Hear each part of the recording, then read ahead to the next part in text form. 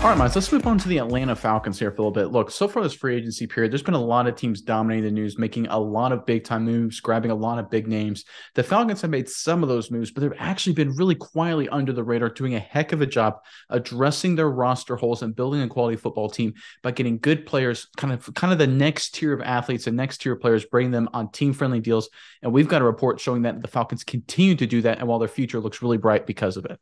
Yeah, Nick, the Falcons have been really, really smart lately, and there's a lot of new guys joining the team. But in the past, there may be some old school veterans, some guys that were big time contributors that have left the team. And that's why I want to know today in the comments below, Falcons fans, who's someone that has left the team that you kind of missed the most? Who's the Falcon that you missed the most being, or really even a guy that was on the team that you feel like could have contributed the most to the Falcons right now? Let us know in the comments below. But Nick, let's get into some of these under the radar moves the Falcons have been making.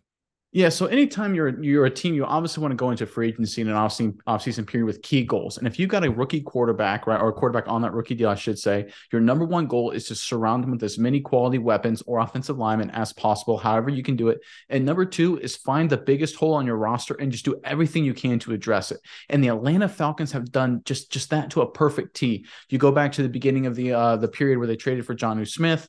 They made sure to re-sign Chris Lindstrom. Of course, they signed Jesse Bates to help shore up the back end. So the good start to the free agency period, and we talked about it, but now there's new news coming out over the weekend and now on Monday about the Falcons making a lot of low-key, really smart moves. And it's been reported and confirmed by basically anybody at this point. I'm going to give you the big names or what I think are big names. So Atlanta Falcons agreed to a one-year deal worth $2.5 million from Mac Hollins, big play receiver currently the Raiders. They also added some key depth in the defensive backfield, adding Cornell Armstrong and Michael Ford, getting them on one-year deals respectively in their own right. So I look at the Atlanta Falcons, Miles, and I look at those three moves, and they don't jump off the page as big time moves, right? It's not a Jalen Ramsey trade or something like that. But when you look at that roster and how they're building the roster, they're focusing and prioritizing their money on the two things that matter. So defensive secondary was a big weak point last season. They've addressed that and emphasized that the entire offseason. That's where they put their money. The other half of the game is putting their money around giving their quarterback as many quality playmakers as possible. They already got some great young ones, of course, in Pitts and London. Algier had a really nice rookie season. They emphasized the offensive line, re-signing Lindstrom. They brought back McGarry. They didn't agree to terms with McGarry before the free agency period started, but of course, a week and a half ago or so, they agreed to terms to bring him back. So that was a big win as well. Though in Hollins, you throw the way this roster is going, Miles, it looks like the Atlanta Falcons with Terry Fontenot and Arthur Smith are execute a really quietly, a really good plan, right? It's just one of those things. You don't really hear a lot about the Falcons in the news the past week or so, but they're really doing one heck of a job this free agency period. Give me your thoughts on everything the Falcons have doing so far, Miles, and just where you think they can go from here. Yeah, Nick, when you're the Falcons, you put yourself in a position to the moves you're making. There's a lot of noise going around in that division right now.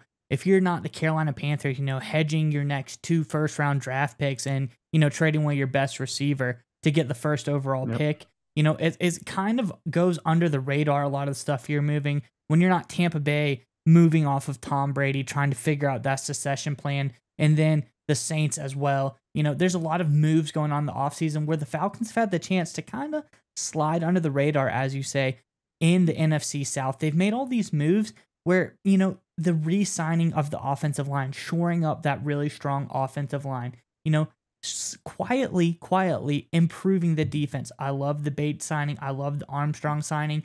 Another guy that seems really interesting is Lorenzo Carter, the edge rusher that they picked up as well. So, but then you get to the offensive side of the ball, Mac Hollins, big play threat. Jonnu Smith, another guy that could be paired with Pitts. You have a reliable receiving tight end with your dynamic unicorn of a weapon of Pitts on that side. You look at Taylor Heineke. He's a guy, I think he's a little bit of an upgrade over a guy like Mariota. He's more dynamic at least. He probably has a higher ceiling, lower floor as far as that goes. They sign a fullback. Maybe they're committing to the running game a little bit more. And Keith Smith, I just think the Falcons have a plan, and they're not going to hedge their future on the plan. They're not going to do anything crazy. They're going to quietly sign all of these, like a Moneyball approach, where they're like getting guys that can contribute all around the ball, spreading their salary cap out as much as possible to make it as effective as possible. And I like this approach, and I like the moves by the Falcons because they're not doing anything crazy. They're being really, really smart so far this offseason. especially when you look at the duration of the deals, right? Because obviously, if Desmond Ridder is their guy, and they're going to have to evaluate that season, that's going to be a big part of what this year is. But let's assume he is, or frankly, even if he isn't, then they're going to have to draft another guy anyway. Then that means next offseason, the offseason after that, they're going to continue following this path, potentially upgrading, adding weapons where it seems fit. So that's why I love the duration of these deals. They're not locking themselves in any bad situation. Look at Michael Ford, the corner, 1 year, Armstrong, the corner, 1 year, Hollins, the receiver, 1 year deal, Tay Davis, the linebacker, 1 year, Heineke is a 2 year deal, even McGarry, a great offensive lineman. They couldn't agree to terms before free agency. They brought him back on a 3 year deal. Again, relatively short term. That's just really good roster construction and roster management by Terry Fontenot. Because one of the problems that teams get a lot of when they have a lot of salary cap space, they tend to just throw money at players to get themselves in crazy long-term deals, and it hurts them, 2-3 years down the line. They can't make moves. They're not very flexible. They're then having to put themselves in tough situations. The Atlanta Falcons are not doing that. They're addressing their needs. They're fixing their weakness on the back end. They're surrounding Desmond Ridder with quality football players, but they're not compromising their future as well. This is a really great job by the Atlanta Falcons so far in the free agency period.